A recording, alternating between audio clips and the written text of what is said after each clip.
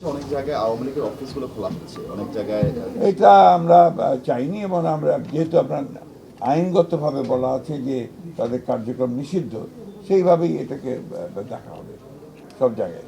যদি কখনো ইতিহাস লেখা হয় গণতন্ত্রের আন্দোলনের সংগ্রামের, সেই সময় আপনাদের যে অবদান, সেই অবদান সেখানে লিপিবদ্ধ থাকবে। আমাদের এই কেন্দ্রীয় অফিস, এটা আমাদের কাছে অত্যন্ত প্রিয় আমাদের এই অফিস, কারণ এখান থেকে পরিচালিত হয়েছে গণতন্ত্রের উত্তরণের সংগ্রামের সমস্ত আন্দোলনগুলো, এবং এই অফিস থেকেই আমরা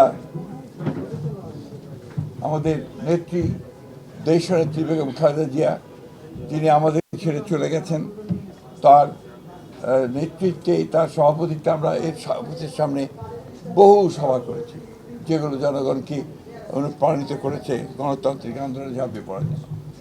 আজকে খুব কষ্টের সঙ্গে আমাদের স্মরণ করতে হয় যে আমাদের সেই মহান নেত্রী, যিনি আমাদের বাংলাদেশের সামগ্রিক গণতান্ত্রিক আন্দোলনে সবচেয়ে বড় ভূমিকা রেখেছেন, নেতৃত্ব দিয়েছেন, এবং গণতন্ত্রকে আমরা ফিরে পেয়েছি বারবার।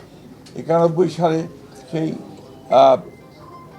89-এর গণ আন্দোলনের সময় তিনি নেতৃত্ব দিয়েছেন, 91-তে সরকার গঠন করেছেন, পরবর্তীকালে 96-তে এবং তারও পরে প্রত্যেকটি আন্দোলনে তিনি নেতৃত্ব দিয়ে গণতন্ত্রকে প্রতিষ্ঠা করার জন্য তিনি কাজ করেছেন, এবং তাকে সেই জন্যই আমরা বারবার স্মরণ করি।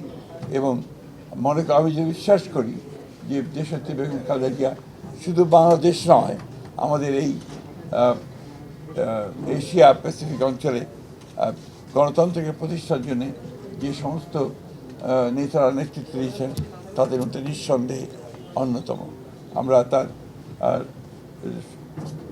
চাই যে আল্লাহ তাআলার কাছে প্রার্থনা করি যে তাকে যেন বেহেশত নসিব করা হয়, তার রুহের মাগফিরাত কামনা করি।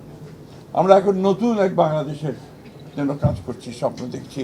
আমাদের নেতা, আমাদের তরুণ নেতা, আমাদের দলের চেয়ারম্যান এবং বর্তমান প্রধানমন্ত্রী তারেক রহমান সাহেবের নেতৃত্বে, এবং অতি অল্প সময়ের মধ্যেই তিনি যে দেশের মানুষের মধ্যে যে একটা অবস্থান করে নিয়েছেন, যে তিনি কাজ শুরু করেছেন এবং কাজ করবেন, এবং তার বিভিন্ন কর্মপদ্ধতিতে সেটাই প্রমাণিত হচ্ছে। আমরা বিশ্বাস করি, আশা করি যে বাংলাদেশ জাতীয়তাবাদী দল তার নেতৃত্বে আরও শক্তিশালী হয়ে উঠবে, এবং এই সরকার, যে সরকার গঠন করা হয়েছে তার নেতৃত্বে, সেই সরকার সফল হবে বাংলাদেশকে তার ইচ্ছিত লক্ষ্যে নিয়ে যেতে, এবং সত্যিকার অর্থেই একটা সুখী সমৃদ্ধ বাংলাদেশ গড়ে তুলবে, যা আমাদের প্রতিষ্ঠাতা শহীদ প্রেসিডেন্ট জিয়া রহমানের আমাদের লক্ষ্য ছিল। আমরা আশা করব যে আমাদের বাংলাদেশের সব মানুষ আমাদের দলকে সহায়তা করবে পূর্বের মতো সবসময়। স্যার, আরেকটা বিষয় হচ্ছে অনেক জায়গায় আওয়ামী লীগের অফিসগুলো খোলা হচ্ছে, অনেক জায়গায় এটা আমরা চাইনি এবং আমরা যেহেতু আপনার আইনগতভাবে বলা আছে যে তাদের কার্যক্রম নিষিদ্ধ, সেইভাবেই এটাকে দেখা হবে সব জায়গায়।